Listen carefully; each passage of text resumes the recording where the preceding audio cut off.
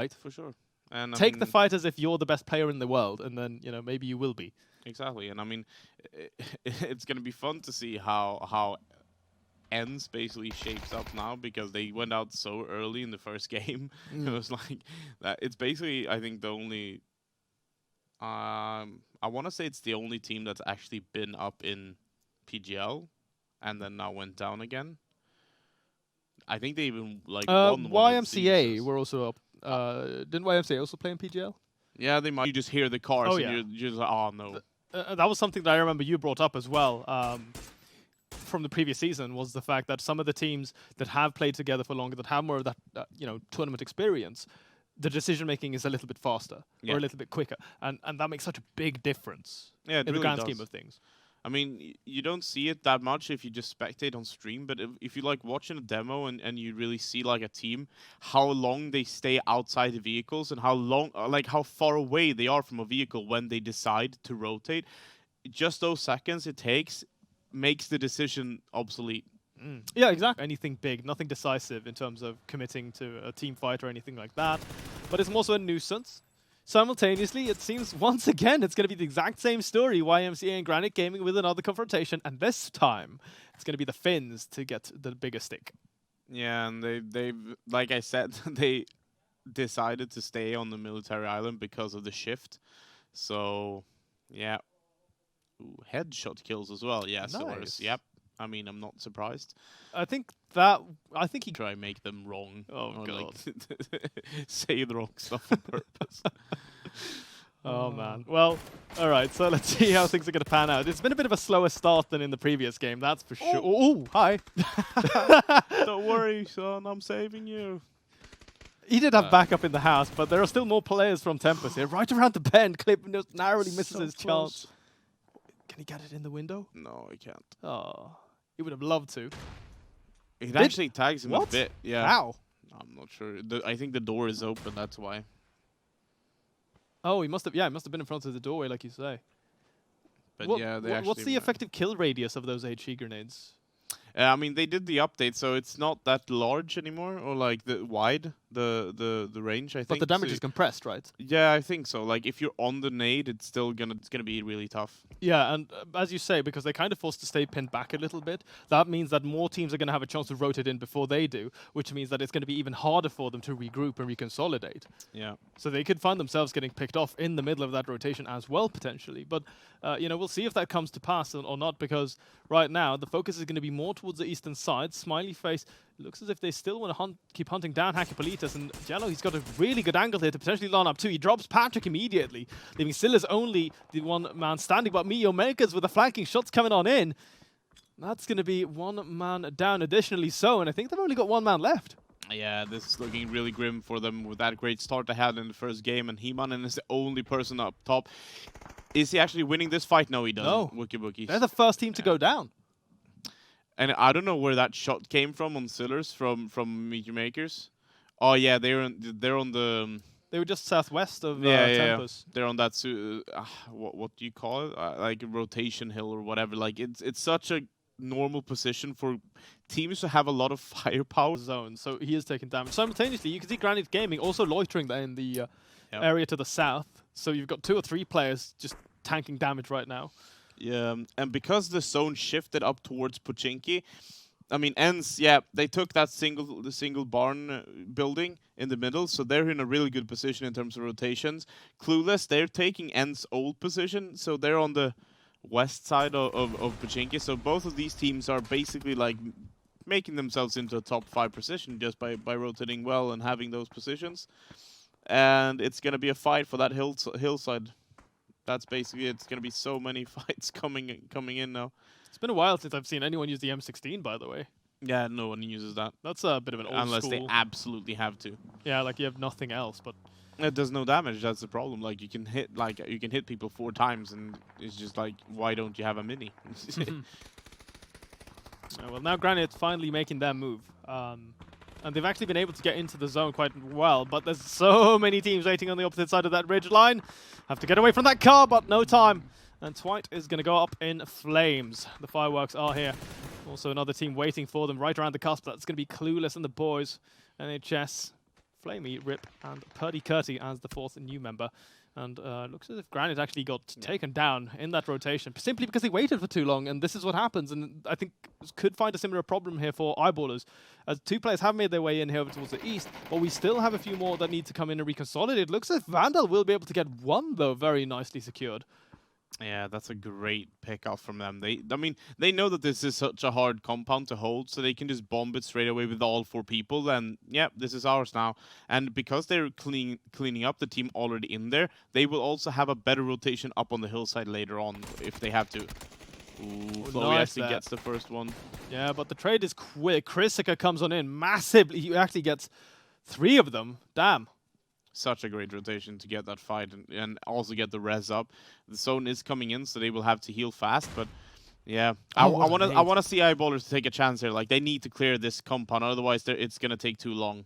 Ah, so Sinsan, they actually leave him behind with the AWM, and you can see him there with the full level 3 kit as well. So that's a great pickup for them for this game. In that first one, remember they had 11 kills coming in 5th place, still netting them 16 points, which isn't bad at all. Yeah. So it's just all about to see now, you know, are there going to be any teams coming in to contend with them from the flanks? For now, it doesn't seem like it.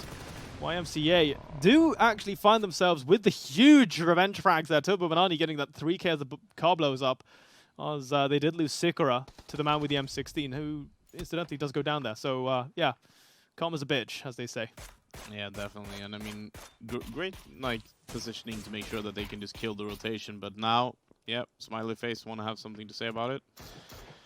Like I said, it's just gonna be a back and forth battle between the people on the top and the bottom, and just who's gonna stay on top of this hill.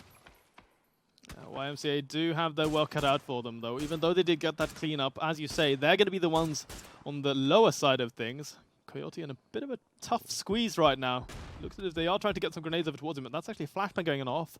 Simultaneously, though, Eyeballers push on in, and they actually all fall down to Missy. He gets a 3k, wipes them out, and with that, stays afloat in terms of the average leaderboard, or the general leaderboards, but he wipes them out early.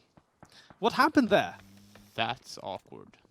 That's They really had such awkward. a great engagement early, and They even had the man like, advantage. They even had Nuki like knocked on the top side of the hill, who was gonna be like he was basically their Sinzan, and he was knocked on the top. So they didn't have anyone else but themselves in that building. So I'm not sure if they didn't have any nades or didn't like. I'm not sure what they did, but yeah, it was just not good. Yeah, super messy. Simultaneously, Beamy trying to do what he can, or Turbo Banani, pardon me. YMCA do get cleaned up, and Yellow will get saved once again. Smiley Face at 8 kills in this game. Yeah, they've been going hard. Like they find these flanks and these team fights where they just basically just clean up, and they have this. They're a bit like Quick Math was last season. They get like third-party help every time they fight right now, and it makes it a bit easier for them to just clean up without having to die. With like, or have one person knocked. Yeah, like without losing too much in these like mid-game fights. 9 teams left standing, 28 players in total, and we're 20 minutes in, guys. Last game finished around the 27-minute mark, so using that as a reference point, there's not too much time left here. We'll have to see how things are going to... I'm envisioning Ents actually winning this game just by the fact that they've been sitting in that compound. They have full armor, full grenades, full everything, and everyone is just fighting right now. Yeah, now Mega Bane takes that first contact. Mixon tries to respond, but Moleman comes on in, and that immediately goes down to another man gone. My god, they're just completely tagging them. But Party RDL, there's one man left for them. Beamy comes in on the wide flank from the far right, and they're going to be up to 12 kills, and that's a total team wipe. Just what they did to Ents. Yeah, or not to Ents, pardon me, YMCA. Great play from them. Like they just keep on, like they're kind of like Hake in terms of like they feel decisive when they play, and they hit their shots most. I mean, once again, you can have the best team play, you can have all the tactics, all the rotations, but if you don't have the individual skill to win the team fights like they just did, you're not gonna be a top 3 team in this league, because you're not gonna come out of team fights cleanly like they do, and it's so important. Yeah, and especially so like when we do see. The closer we get to the end of the season, that's when we do see the most significant changes in terms of the team dynamics. And then if you're still struggling with winning those individual duels, you're just out of the picture. Smiley Face starts to fight up top on the mountain, just like they're doing right now. Ens has to pounce on this. They need to go for the rotation because they can't sit in this compound forever. Yeah, but remember that if they move towards that dip too early, then they not only have to contend with the remainder here now of Smiley Face, they're currently getting engaged by Game Frame. Both of these teams have a potential angle, so they need to time this perfectly. Yeah, definitely. Like it's all about like they saw one knock, they saw Molman get killed.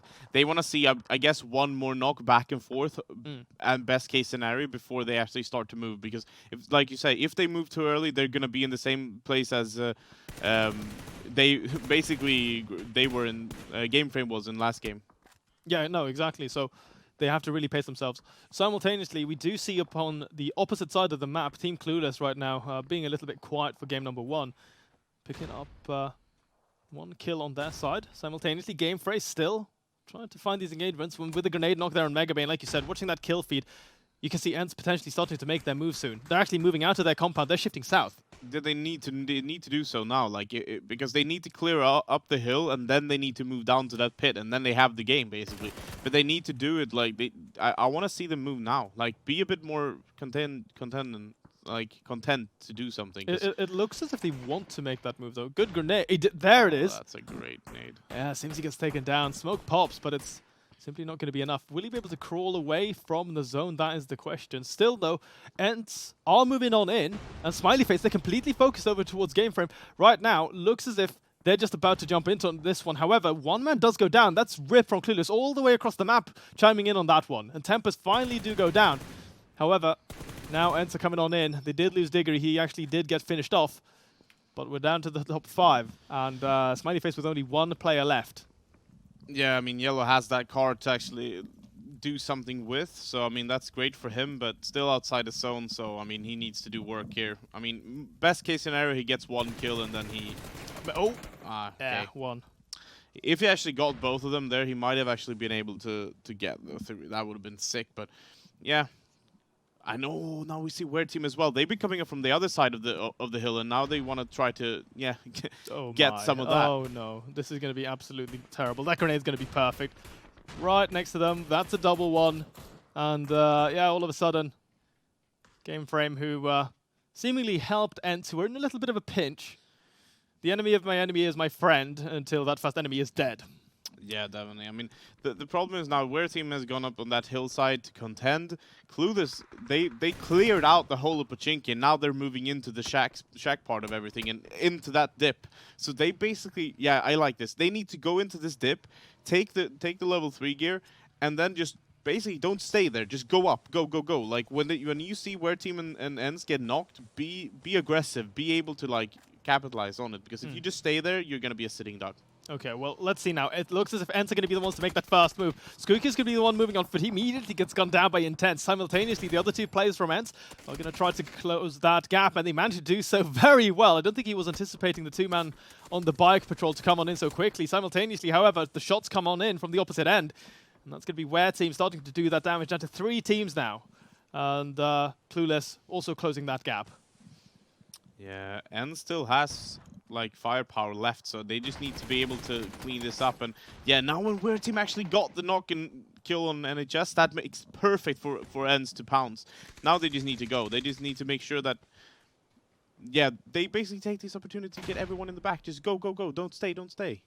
Yeah, Clueless are doing a really good job, though, in terms of responding to this after losing NHS. They have 5 kills in total. They should be very aware of the fact that Ents is on the opposite side of this tall hill. So it should be no big surprise, really, with this final engagement coming on down. Weird Team are going to be the ones that find themselves sandwiched. Looks as if Flamey's going to be the one to lead the charge. He actually sees one of the grenades come on through, so yeah, that gives away his position. Just narrowly misses that nade. Don't get too close. Still does damage, and he's going to go for this, but Sunka gets it, and maybe even a finish. Yes, he does, but he cannot follow things up. And, well, at the end of the day, Weird Team are out. That means that we now have 3 versus 2 with Ents. Maintaining that advantage? What? How? I mean, they had... They picked him up? Yeah, they picked him up. And, I mean, the fact that they're waiting right now, they are a bit in the open now. They know where Rustamar is, and he's really exposed right now. So he needs to hit his shots or, like, take cover fast. But yeah, he has the smoke to work with. But once that's out, they actually got the zone as well. So I mean, they're in a decent position. And yeah, you can see the two ends players at the bottom. They're slowly moving a bit forward. They're taking inch by inch, and just having Rostamar giving them all the information that they need. So it's Yeah. a really well played from them right now. Using Skirkit there as a bit of an anchor on the right-hand side as well. He spots out Rip behind that tree, but he is scanning the last player, but Rip is going to be able to drop him. And this is actually a huge moment, right? Because he was the man who was closest to them, right? So this means that they take a lot of pressure off of them. And now this gives them time to reload, sort of regain their footing a little bit. However, Kuhn is going to be able to go back in, pick up his teammate, and this means that it sort of resets the fight effectively. Exactly, because they have Rostamar on the back end who can give them information that they're just running through smokes. They can safely just sit down and res. Yeah, he's doing a great job in just maintaining that pressure so they don't push him. Yeah, he just cannot die. Like, if he gets knocked, then the fight is going to be so hard for them. Yeah, still doing a really good job here, though, Clueless. Playing on the other side of the ridge line, not overexposing themselves. But we're down in the final zone here, RDL. 29 minutes in, we hit the 30-minute mark, and we all know what happens. So it's just all about maintaining the control right now of this engagement, but still, the advantage heavily favoring the Finns. And who still have that man advantage, and Rustin is still there. He's still, you know, keeping them locked down, effectively. Yeah, I mean, they're basically just waiting for that knock so they can safely... Oh, that's a great headshot. Now I would like to see them move. Actually, they know that he doesn't have a helmet right now, so he can't peek as aggressively, which means that Purdy Curdy XL, he can move forward a bit and make sure that the right flank is covered. But yeah, it's still two people he needs to check. And can he get this knock? He gets the first one. Can he get the second? Oh, man. No! Skirkit does go down. But at the end of the day, it's going to all come down to this. Rip versus Rustin. Remember, he had such a great position, but now, like you say, without the helmet, oh, he gets the final kill, and Ents pick it up. That's 7 kills at the end. What a finish. I mean, still,